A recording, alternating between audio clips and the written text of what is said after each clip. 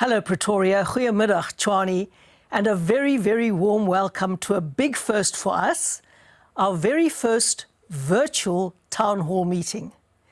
Now you all know that in the DA when something really big happens that matters to a place and we need to interpret what it means, we convene a town hall meeting. You've all been to one, I'm sure, in your lives, and the councillors mobilise and our branches mobilise and the voters mobilise and they all come in to hear what's going on from the DA. Now, we can't do that at a time of Corona, but it is the fourth industrial revolution. And so today, we are making history by our first virtual town hall meeting, in which you will hear from us about a very important event and you will have the chance to ask questions. So let's get going right away because we've got a packed hour program. What was the big event? That's the first thing. Well, on the 29th of April, Justice Mlambo, the Judge President of the Gauteng Division of the High Court, issued a path-breaking judgment. Very important. In it, he declared that the ANC's power grab in Tshwane was unlawful. And he had some very, very tough things to say, which we'll hear about in a moment. The critical point here is, of course, that when the ANC loses an election and can't win through the ballot box, it tries to get back through the back door. And the very same thing happened to me when I was mayor of Cape Town, trying to hold together a very fragile coalition at the time. And again, we were lucky enough to be able to turn to the courts that beat back the ANC. And that is absolutely critical. We learned lessons then.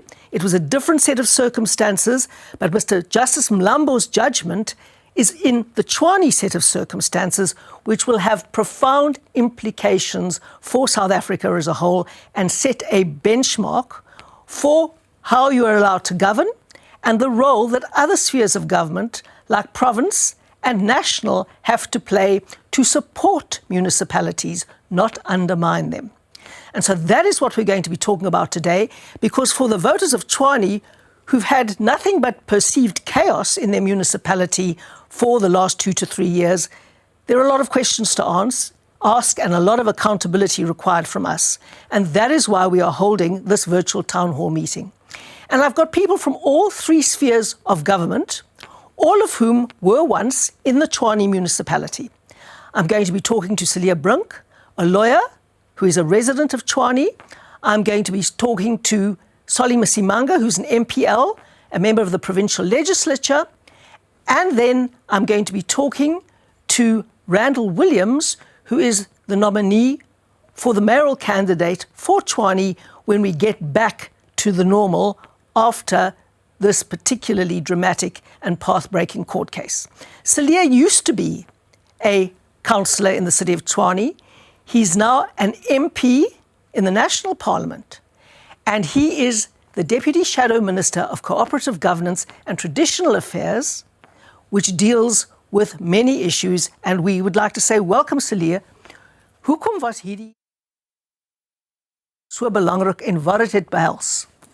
Helen, om die hofuitspraak behoorlik te verstaan, moet ons eers verstaan dat onder ons grondwetlike bestel word plaaslike regering, munisipaliteite met ander woorde, 'n mate van selfstandigheid gegee. Hulle is nie onderdanig aan die nasionale regering of die provinsiale regering.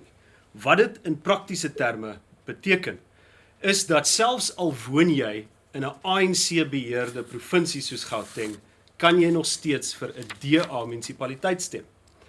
And that is exactly what voters did in the 2016 election.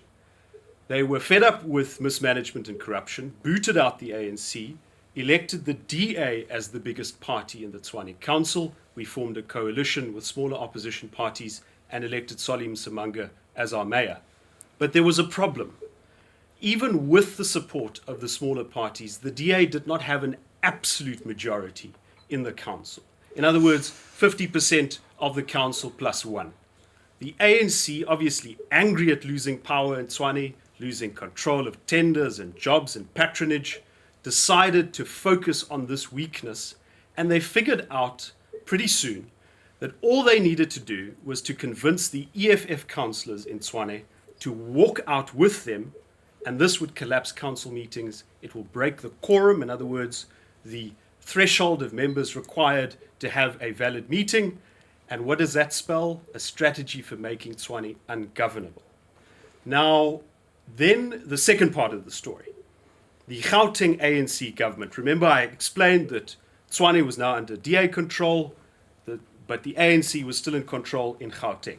They step in and invoke Section 139 of the Constitution, a provision that allows the province to intervene in a municipality if that municipality becomes dysfunctional, if it can't deliver services anymore, can't make important decisions. But instead of admonishing those ANC and EFF councillors who keep on walking out of council meetings, the MEC for local government of Gauteng blames the speaker, who is a DA member. He tries to have her removed. That decision is later rescinded on legal advice. But ultimately, Gauteng makes the most intrusive step into local government by dissolving the Tshwane Council and placing it under provincial administration until a fresh election could be held. Now, what the DA saw was a power grab, both by the councillors and the ANC Gauteng government working together, and that's why we went to court and got this judgment. Well, it was a fantastic judgment. What the residents of Tshwane and the rest of South Africa, to be frank, saw was chaos. And Judge Mlambo unpacked that and said it was not chaos. It was an ungovernable strategy by the ANC to make Tshwane look ungovernable under the DA. And instead of helping bring it back to governability, to order, by calling to order the ANC and EFF councillors who kept walking out, what the government in the Gauteng province did, the ANC government, was to further drive the nail in for an ANC power grab through administration. And the judge called a halt to that. Now tell me, what are the implications of that judgment for local government and cooperative governance, because you are the Deputy Shadow Minister of Cooperative Governance? What are the implications going forward? Why is this judgment so crucially important? Let's just look at how the court applied Section 139 of the Constitution. There were two tests. The first test was, is there an executive function in Tshwane that the council is failing to deliver? A service, inability to make decisions. The second question was, is that failure exceptional enough to warrant the council being disbanded? And as you rightly say, the court decided no, there is indeed a problem in Tshwane, and that problem is the inability of the council to meet. So the court decided, instead of having Tshwane disbanded, they slapped the ANC and the EFF councillors with what is called a mandamus, compelling those councillors who had walked out previously to attend council meetings, and thereby taking the sting out of this ANC strategy. Now, the implications of this are very important because, like Tshwane, many towns and cities in South Africa might in future have the ANC voted out of power, but the ANC still is in control of the provincial government. And if we allow the councillors of the ANC to work with an ANC provincial government to undo the decision of the electorate to make a council ungovernable, that would undermine local democracy fundamentally. So for the future, for coalition governments, hierdie is 'n sege, dis baie belangrik vir Suid-Afrika en nie net vir die Tshwane Stadsraad nie. Extremely important, and a mandamus means that from now on, the people will have to go, or the councillors will have to go to the council meeting and stay till the end. That is the instruction of the court, and they have to go and they have to stay to the end. They can't go, sign the register and leave, basically, when they want to break quorum so that no decisions are taken. Classic ungovernable strategy. But it's been tough for the DA, very particularly in Tshwane, because they've had the perception that they can't run a sphere of government. With Gauteng not helping, as they're supposed to do under the Intergovernmental Relations Framework Act, not helping them to ensure that they can set up conditions that are governable, but in fact driving in the nail deeper. And now that can't happen again. So Tshwane, you have won a very important victory for the whole of South Africa and for democracy, because basically it means that the electorate voice makes a difference. If voters vote a party into office, the ANC can't come with its manipulation and tricks, create conditions for ungovernability, and then have the ANC at the provincial level swoop in and take over. the court has said that is not acceptable. Now, what happens if the ANC appeals that judgment, or if Gauteng and the Premier appeal that judgment? Well, it's very difficult if you read the judgment for them to appeal it, because in order to appeal, you need to have some strong basis, a serious factual dispute. And what the court finds in this instance is that there really isn't much of a factual dispute. There isn't much of a fight over what happened. And in fact, the Gauteng and the ANC didn't put up much of a fight. In fact, in the judgment, it is mentioned that the ANC councillors couldn't explain, the ANC who opposed the DA's action couldn't explain their conduct, and particularly the Gauteng government couldn't explain why they did not enforce the code of conduct for councillors. But of course, any decision can be appealed, but in the meantime, it's all systems go to have a proper council meeting, forcing those councillors to attend, and if they do not, they would be in contempt of court. A very big victory indeed. And we know that Solly Msimanga here was right in the eye of the storm. He was our mayor at the time when the strategy unfolded. Now, the most amazing thing is I read in Judge Mlambo's judgment, and when we counted up all the times that the ANC had disrupted council meetings, walked out, broken quorum, tried to make Tshwane ungovernable, it was 9 times over the period that Judge Mlambo took into account.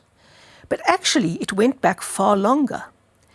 Solly, you will recall that at your very first State of the City address, in 2017, a few months after you'd been elected mayor, you will recall that that was the first big disruption, and it never stopped from that day on. Would you like to tell us a little bit about how you experienced that strategy and what happened? Well, thank you very much, Helen, and good afternoon to everybody watching, and including the colleagues. Well, it is indeed something that the ANC had vowed from day one, that they were going to make Tshwane ungovernable. And I've made a public statement to say that we wanted to work with them. We wanted to work with them for the benefit of the people of our city. I've reached out to them to say, let's sit around the table. What are the issues that we now need to be addressing to ensure that the people's lives in Tshwane, is actually better?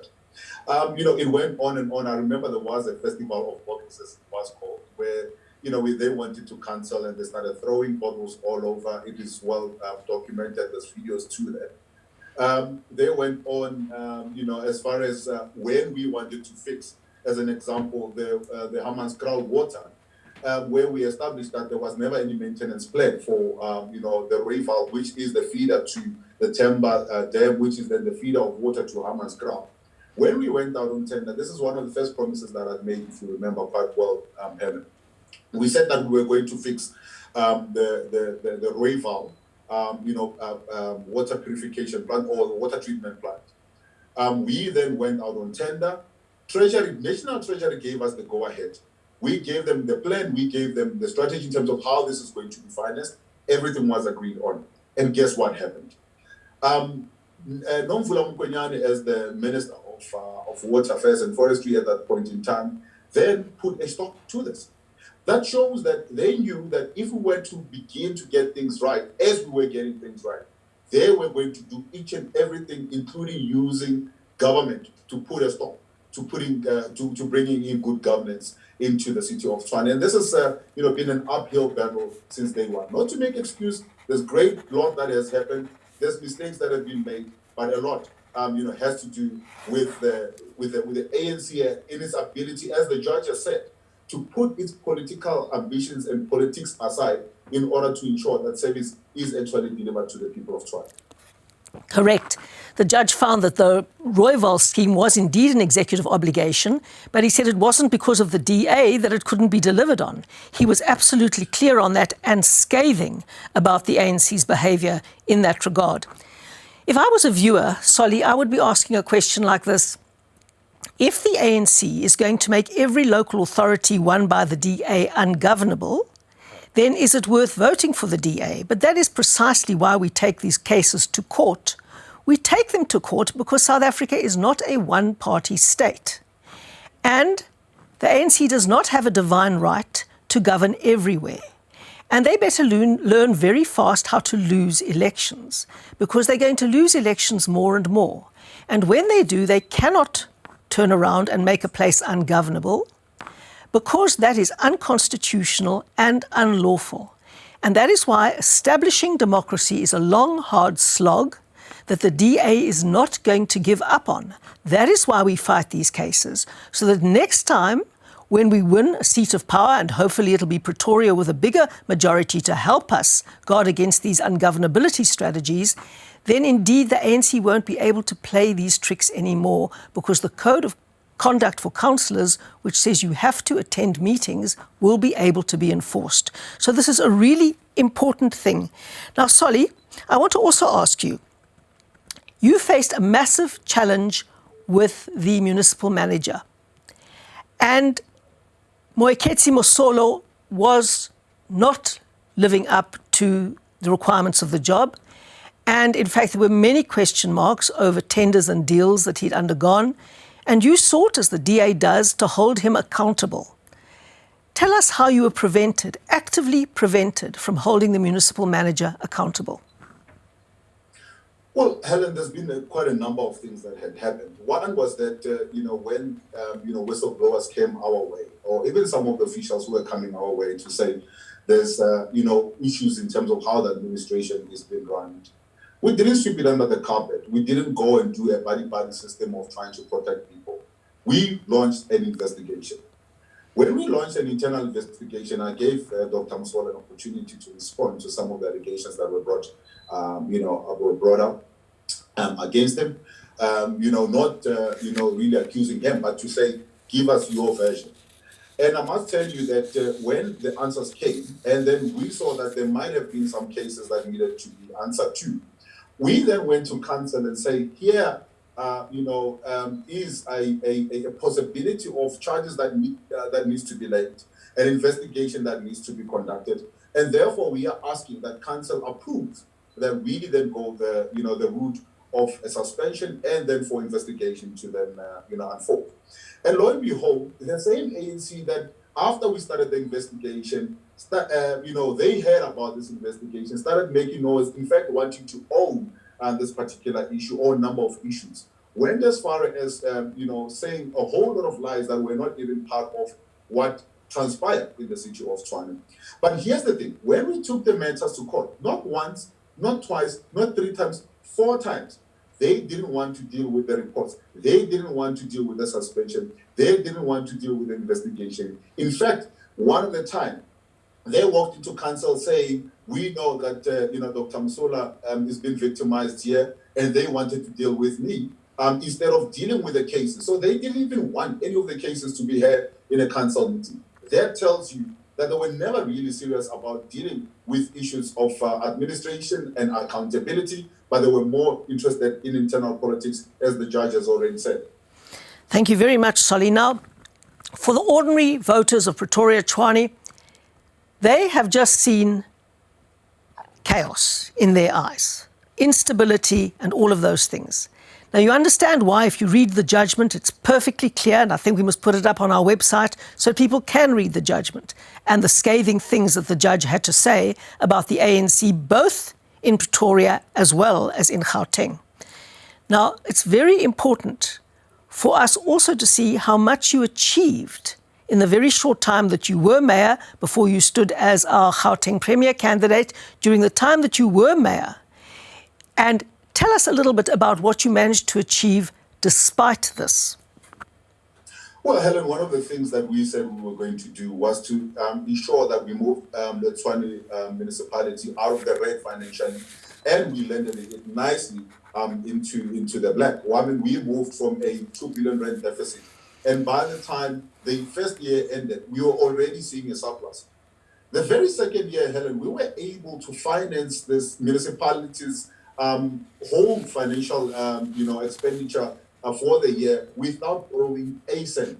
We were able to do that. We were able to start procuring after we had stopped quite a number of tenders, including the smart meter contract, including the vehicle contract that was, really just fleecing the city, of millions and millions of rands a day. We were able to stop those, and we were able to then start procuring vehicles for the municipality, to start then, fast-tracking service delivery.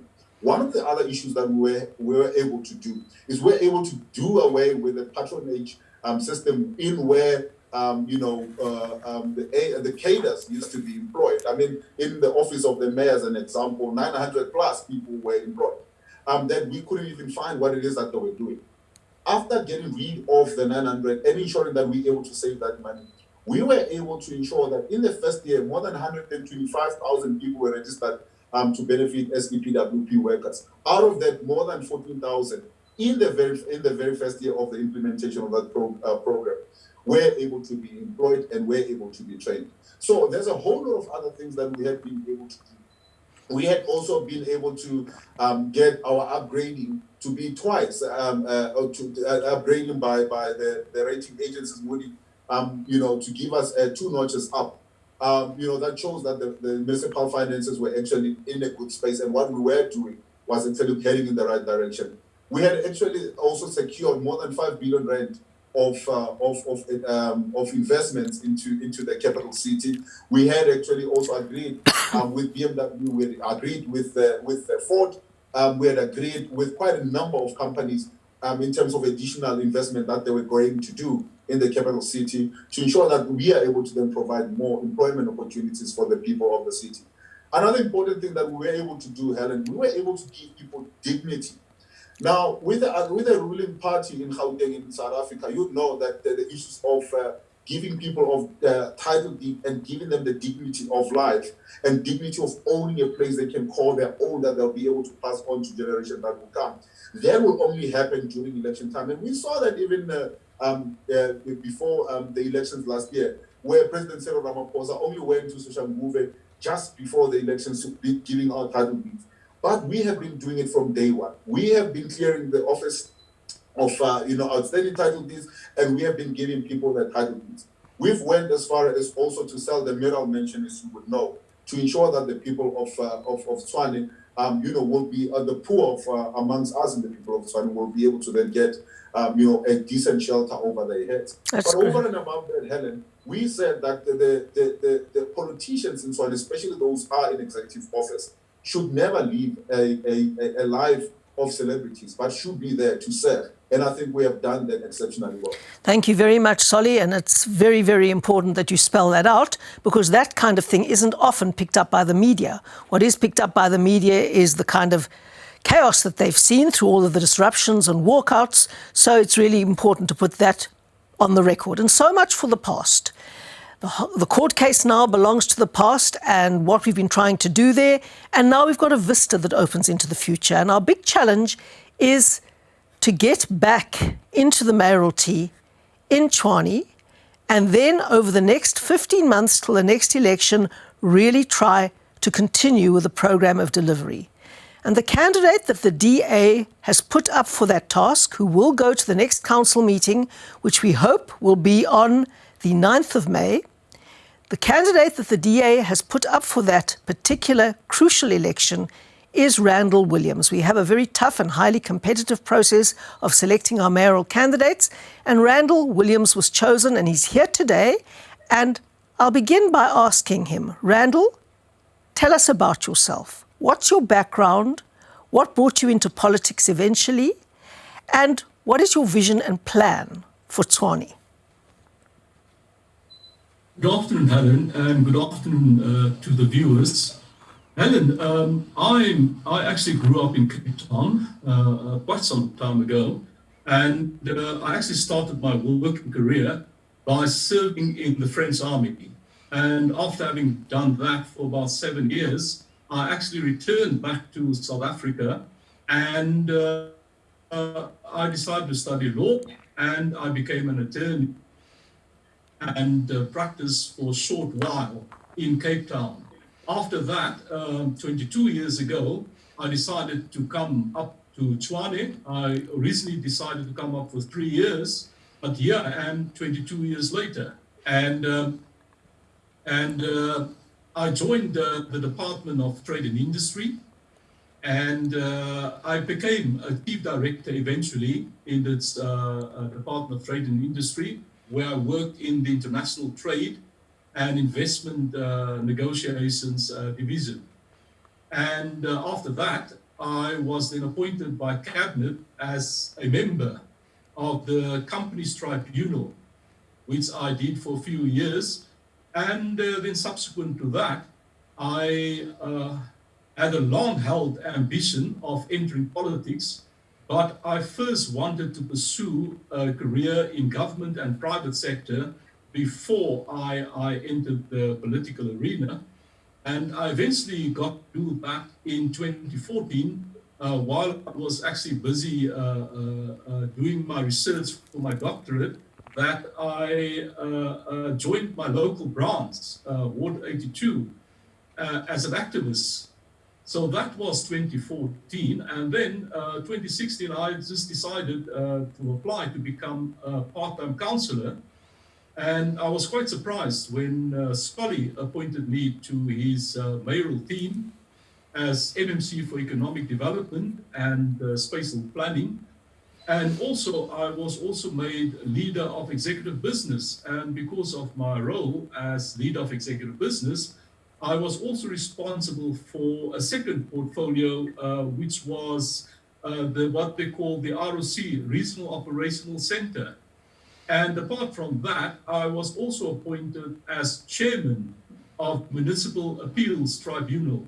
So that's the long and short of my working career and my experience. Well, thank you very much, Randall. It's a crisp summary.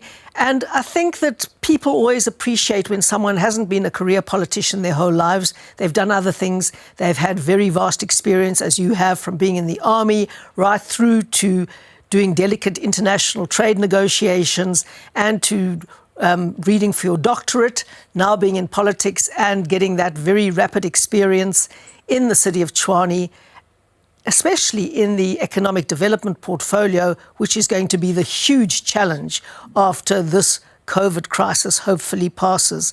To resurrect our economy is going to be the very, very big challenge. But what happens, Randall, and we really hope that you're elected, and I'm sure every resident in Tshwane should hope that you're elected, what happens if we get back and the ANC just starts making life unbearable and driving an ungovernability strategy again? Yeah, well, obviously, Helen, we are in totally new circumstances. Before I speak about the ANC and the EFF and how we're going to engage with them in council, because obviously all our viewers have seen the type of disruption that has taken place. And obviously with the court judgment found that all that disruption was orchestrated and that the ANC and EFF were more interested in serving party interests than serving the interests of residents. But what I want to speak first, I want to speak positively of the new chapter that we're entering in the city of Tshwane. We are now in unique circumstances in this pandemic. This country has never been confronted by such circumstances. So it's not only the country that will have to find a new way of doing business, a new way of implementing governance, especially at municipal level, where we deal directly with the residents. We will be at the forefront at a sort of forging a new type of relationship with the residents. And my vision is tied to the original vision of the city of Tshwane, which seeks to put in place a prosperous capital based on fairness, freedom, and opportunity. My vision is that of a capital city that safeguards and delivers to its residents. That's and the way I'm going to do it is that Tshwane will become a capital city that demonstrates leadership in containing the spread of COVID-19, ensuring basic services are delivered efficiently to residents, and supporting vulnerable groups and communities. I will also make sure that service delivery decisions will be driven by the needs of residents of the city. In other words, there will be a continuous engagement with the residents. You need to give the residents what they're asking you for and not do a top-down approach. And therefore, transparency and regular communications will characterize the city's engagements with residents to ensure they are kept informed on critical decisions in the city. That's continuous communication. And I think that's where we fail for the last few years. We haven't communicated correctly. We haven't communicated regularly with the residents to keep them on board of what we were doing, what we were achieving. So we've sort of lost trust. The trust relationship has been harmed between the city administration and the residents. Indeed. And we need to go on that trust relationship. Indeed, Randall, that is perhaps one of the biggest things we have to do, is to redevelop a relationship of trust with the residents.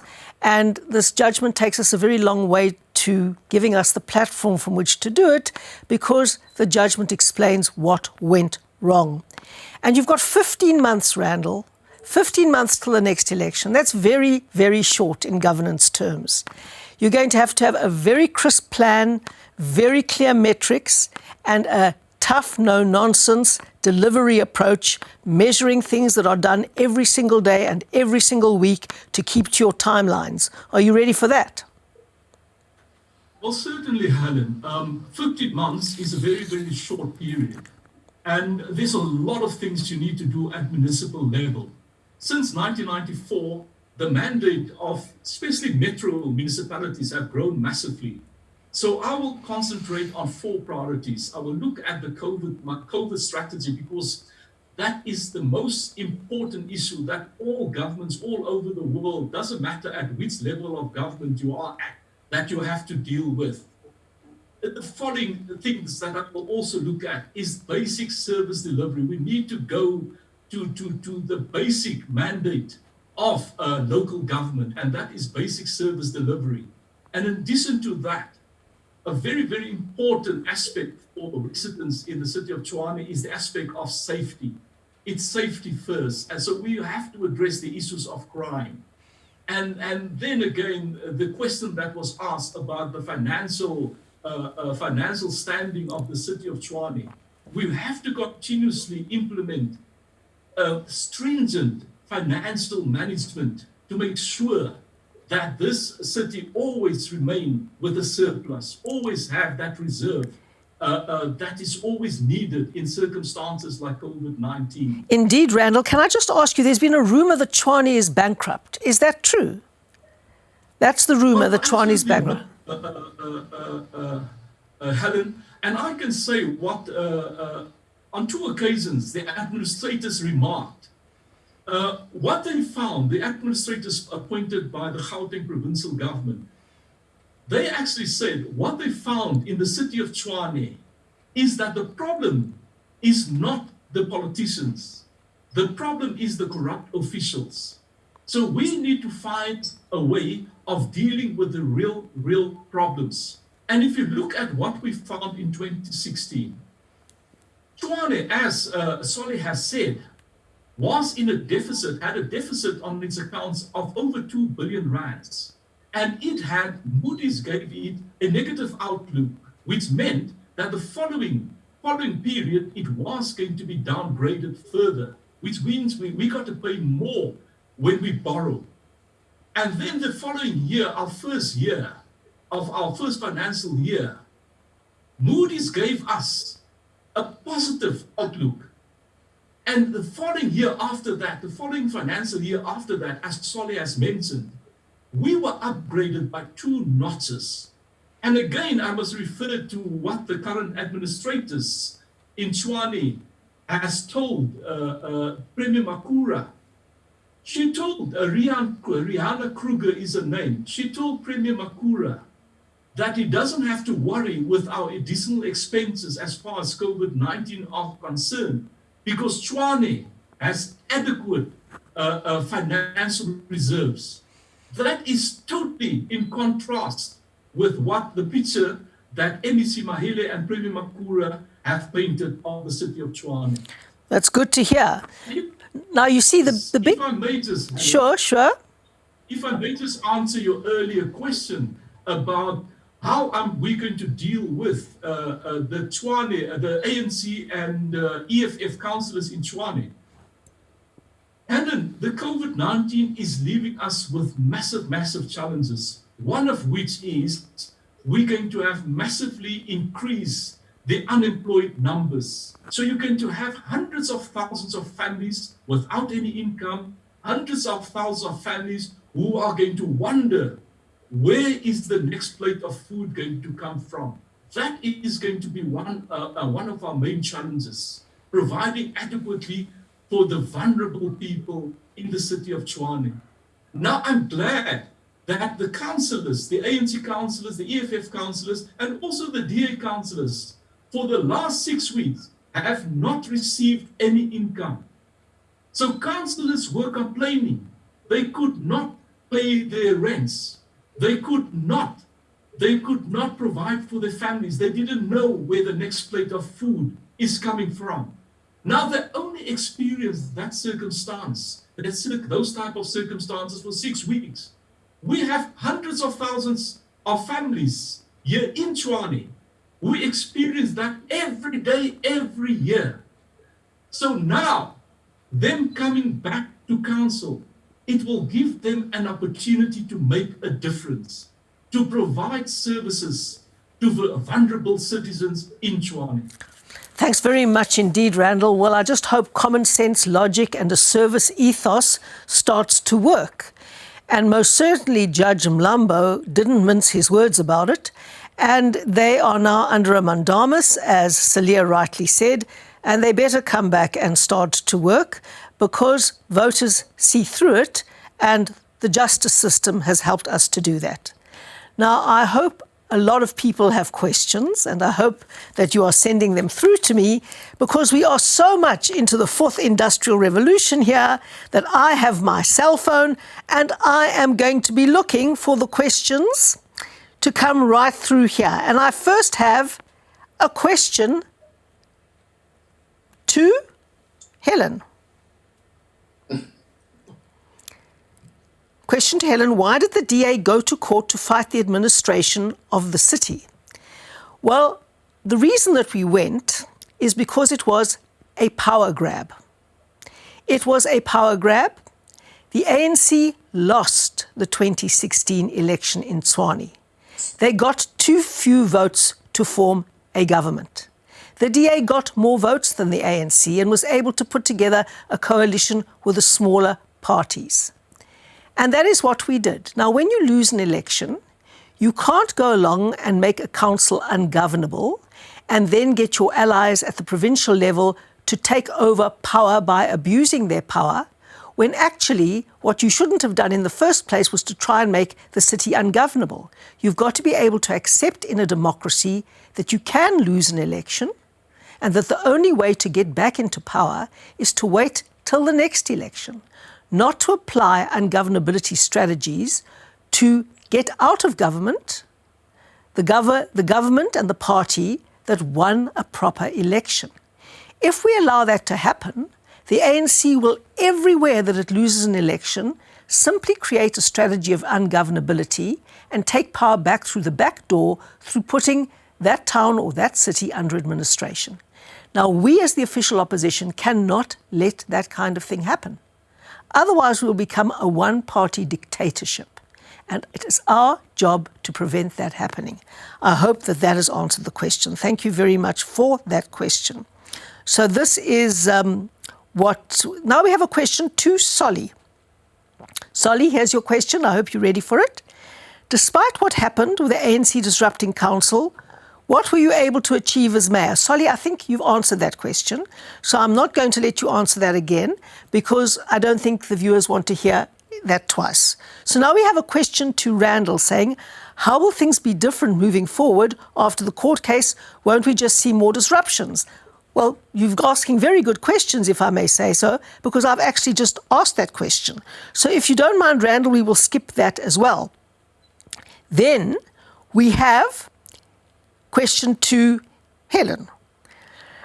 Will you please post questions? And if you look at your screen, your Zoom screen, you can see where you post questions in the comments section.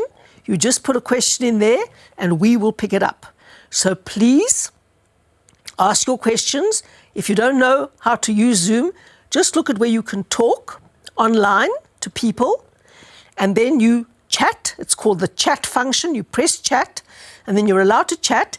chat to everyone, put through your question and I will get it. Question to Helen. Robin Hurd, thank you very much, Robin, for your question. Asks, do our DA councillors now have their jobs back? I live in ward number 82. They never lost their jobs. They do have their jobs back and they are now back and working. They just weren't paid for all of the weeks that they were under administration. But the judge found that it was unlawful to put that city under administration because the reason that things were not going well was not because of the DA, it was because of the ANC trying to make Tshwane ungovernable and disrupting every council meeting and making it impossible for decisions to be taken. So yes, your councillor is back at work. Question for Celia from Mike Strange. Thank you very much, Mike. The judgment awarded costs against the Gauteng MEC for COGTA, Gauteng Premier and the ANC. Will tax money be used for this? Well, Helen, unfortunately, when government does lose a court case like this, they pay with other people's money, the taxpayers' money. But I think this is maybe a good opportunity to look at some of the things in this court case, and you'll understand why the costs were awarded against him.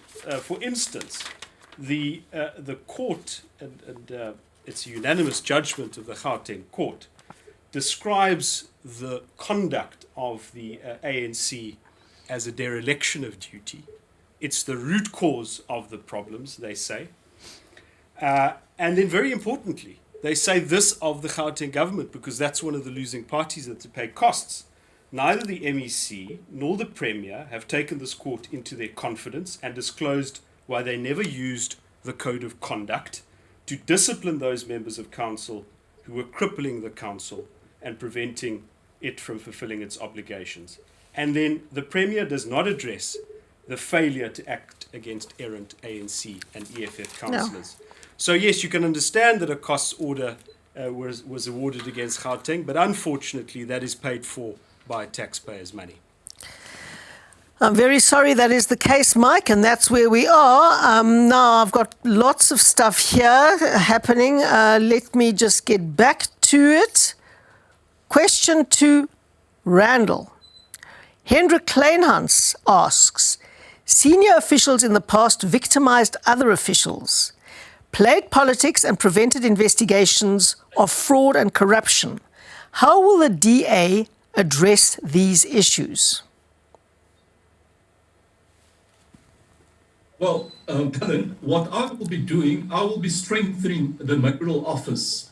So an investigative team will be appointed in the mayoral office where I will have direct control over investigations taking place. So I will see that it happens from start to finish and that there are consequence management taking place. So that's one of the structures that I will put in place to address with that issue. Well, I suppose that is where your legal background will come so handy because you understand the rule of law and due process, and you will do everything that is necessary to prevent that process being interfered with as it has been in the past. Right. That's correct. Good. Now we have a question from News 24. Welcome, News 24, to Helen. How does the DA see council performing its duties from the 8th in a time of COVID, including the election of a mayor? Now, that is a very important question. In the DA, which is obviously separate from the government, there's a separation between party and state. We're a political party, and the council is part of the machinery of state and government. We have been able to do everything in the DA online. In fact, this week we do our first mayoral selection panel for the George municipality by this mechanism as well. Now, it's going to be absolutely critical for the city of Tshwane to sit down and work out the mechanisms to elect a mayor that will respect the regulations that are in place on COVID-19, social distancing, etc. Now, there are many mechanisms. I have learned of many platforms that will enable such votes to take place secretly and securely online. And all of these things have now been pushed forward. We've taken a great leap into the fourth industrial revolution, and the city of Tshwane better get ready for this. Through these platforms, you can vote secretly and securely, and the votes can be counted very accurately, and they can prevent manipulation of the votes. So this is going to be crucial. It's not going to prevent the councillors of Tshwane coming to, let's say, Tshwane House or wherever they are, to the council, because they can sit in different rooms to enable the social distancing rules to come into place, and then they can vote online or in any other mechanism. But I'm assuming that, knowing that the judgment says after 5 working days of going into stage 4 lockdown, they have to get back to the proper governance and the proper arrangement of electing a mayor, I'm presuming that the city of city of Tshwane is getting its act together to do just that. Is that happening, Randall?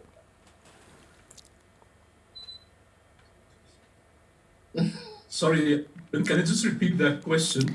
I want to ask you, is it happening that the city of Tshwane is getting ready to vote in a corona context where you can't all get together in a council chamber and put up your hands, or do a secret ballot in the council chamber, do a physical ballot?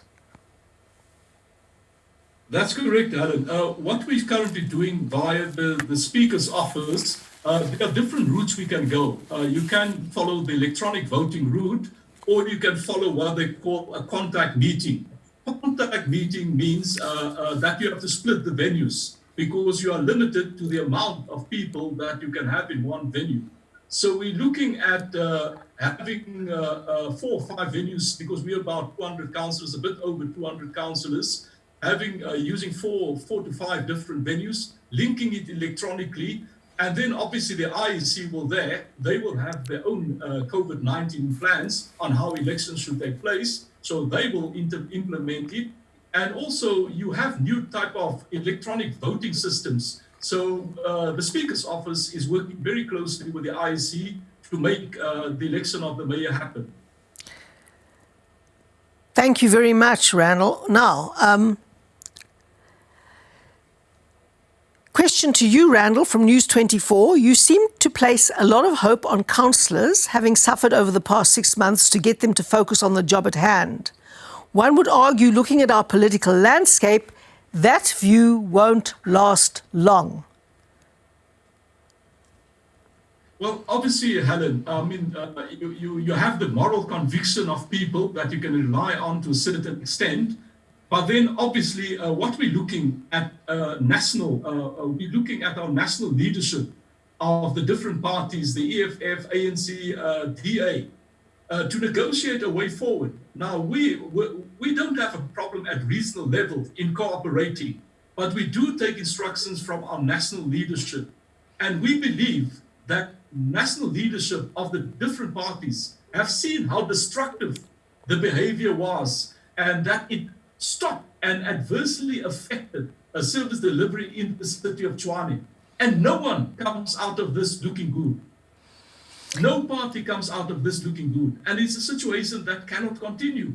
So I believe reasonableness will prevail in the end, and that we will find a way to cooperate together. Because at the end of the day, what the judgment said is we need to put the interests of residents first. Indeed. And now we are backed by that judgment. We're backed by a High Court unanimous judgment. And if people disobey that judgment, then they're in contempt of court, and then we go the next step. We have a question to Randall. Corona is hitting our communities hard. What will you do as mayor to support the old and the poor? Yeah, look, there are different things that we can do and are doing currently. Currently, we are providing support for the old and vulnerable people. I mean, you do have food parcels. We're also looking at grants and stuff like that. But I think we need to form a partnership with the NGOs. They've got a wider spread in the type of communities that they can reach. So I will look forward in devising. I mean, there's already a Tshwane COVID-19 plan. And once we get into office, we will expand on that plan. We already have a draft plan in place of our own, and we will merge it with the Tshwane plan to make sure that we cover as many vulnerable families as possible. Well, I think in that context, it was quite comforting to hear that the judgment of the experts in Tshwane say that the council is secure enough financially to deal with this challenge in the way that it has to be dealt with, which is good. And of course, the DA is taking SASSA to court if they don't open their offices and do the job that a South Africa State Security, Social Security Agency is supposed to be fulfilling. So the South African Social Security Agency is supposed to be filling that critical role, and we are pushing them very hard to do so. Now, here is a question for Celia, which says, well, what about coalitions? Do coalitions work? Well, it's a really difficult question. You would know better than anybody else, Helen. Coalitions are exceptionally complicated. You have big egos, difficult personalities, policy contradictions between different parties. But when the voters have spoken and they have said we are not giving any one party a clear mandate, then those who are represented in a council have a responsibility, especially as Randall has mentioned, in times of crisis as we are now, to try and set aside those differences and focus on what you can put together and agree on. Whether we like it or not, many towns and cities in this country will be governed by coalitions, and even coalitions that don't have an absolute majority in future. And I think that takes us back to the importance of this judgment. It makes democracy, effectively, to coin a phrase, safe for coalitions. And it's our responsibility, especially in a time like this, to make it work. But you being the chair of the Federal Council, I think, will be very much involved in making decisions of that nature. Well, indeed, I will be very much involved in negotiating coalitions because that's part of my mandate now. And of course, I do have a lot of experience in managing coalitions. I think the important thing is that as South Africa moves away from being a single party dominated state, as we were for many years, the first time we took the ANC out of a sphere of government through the ballot box was in Cape Town in 2006. We did that through a coalition. It was very difficult to manage. But if we're going to become a balanced democracy where one party doesn't have all the power, it's going to happen in stages through coalitions, especially at local government level. And that's a really good development for South Africa, not a bad development, because it means the checks and balances on absolute power in one place. It's very difficult to run a coalition, especially when your opponents work every day, not to make government work, but to make the coalition ungovernable. We had to fight back through the courts in Cape Town. We had to fight back through the courts in Tshwane. Both times, the courts came up trumps, used the Constitution and the law, said the ANC must stop this underhand strategy of trying to make DA-run cities ungovernable and get back to the business of fulfilling their constitutional mandate and serving the public. Now, that had a very good impact on stabilizing Cape Town, a very good impact when we won that court case. And then on that basis, we could win the entire province of the Western Cape and take the ANC out of government there as well. And of course, if we can get back into Tshwane and if we can fulfill the vision that Randall has put on the table today, well, who knows? We may be on to the path of getting more checks and balances in South Africa, more balance between a governing party and an opposition party, much better hope for the economy of the country post-COVID, when I really do believe that voters and the World Bank and Moody's and Standard & Poor and all the rating agencies know how much better DA governments perform. And even under the ghastly circumstances in which Tshwane was, you heard from Solly just how much was achieved despite that. And crucially, in exercising accountability and not letting corruption be swept under the carpet. That is crucial for South Africa. One cannot emphasize that hard enough. And that is why if we have to go through the ring of fire of coalitions, that is what we're going to do. But we will make them work. We will stand together. We will ensure that we bring parties that want to work together to prevent power abuse. We will bring them together, and we will make democracy work in South Africa. That is our absolute commitment. And residents of Tshwane, we've got 15 months left to do our very best for you. First, we've got to get over the Everest of getting Randall Williams elected as your mayor. You've heard from him. We don't expect that to be easy to get him elected. We expect tricks, the normal tricks, to come from our opponents. But one thing we can guarantee you, we will keep on fighting for a viable democracy in South Africa. Ons sal nooit ophou om dit te bewerkstellig nie. Dit is ons plig en ons is daartoe heeltemal toegewyd. So baie, baie dankie dat u saam met ons vanmiddag was, dat u saam geluister het, dat u u vrae ingestuur het en mag dit met u baie goed gaan gedurende hierdie moeilike tyd. Baie dankie.